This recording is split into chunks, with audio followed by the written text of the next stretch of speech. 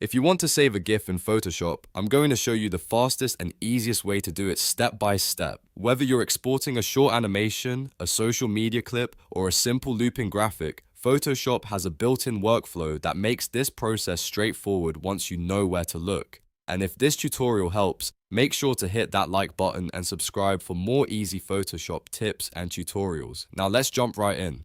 First, make sure your animation is already assembled and visible in the timeline panel at the bottom of Photoshop. This is important because the export settings depend on the frames or motion that you've already created. Once everything looks ready, you're going to open the export workspace. The quickest way to do that is with a keyboard shortcut. On Windows, press Ctrl, Alt, Shift, and S at the same time. On Mac, press Command, Option, Shift, and S. This opens the Save for Web window, which is the classic export tool used for creating GIFs in Photoshop. If you prefer using the menus, you can also go up to File, then Export, and then click Save for Web. When the export panel opens, take a moment to check the settings in the top right area. This is where the most important GIF options live. First, find the preset or format dropdown and change it to GIF if it isn't already selected. Photoshop may default to something like JPEG or PNG, so you want to make sure you switch it over to GIF before exporting. Next, look for the color reduction method. For the best balance of quality and compatibility, set this to Selective or Adaptive. These options help preserve color accuracy and usually give you a cleaner result than basic color reduction methods. If your original design has a lot of color variation, this step makes a big difference in how polished the final GIF looks. After that, set the colors value to 256. This is the maximum color depth for a standard GIF, and it usually gives you the best visual quality. If you lower the number, the file size may become smaller, but you can start to see banding, loss of detail, and blocky gradients. So if quality matters most, 256 is the safest choice.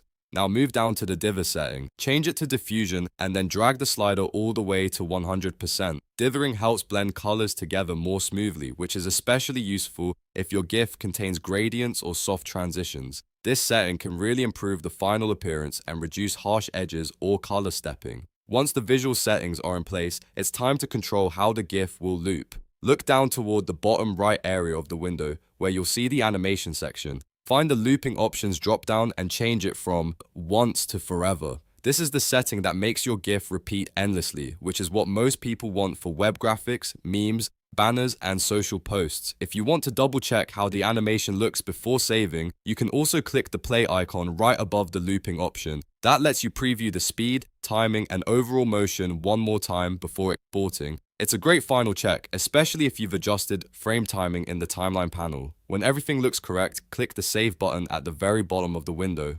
A File Explorer window will pop up next, and this is where you choose where the GIF will be stored on your computer. Pick the folder or directory that makes the most sense for your project so you can find the file easily later. Then give your GIF a file name. Make sure the Save As type remains set to images only with the GIF format selected. Once that's confirmed, click Save, and Photoshop will export your animation as a GIF file, and that's it.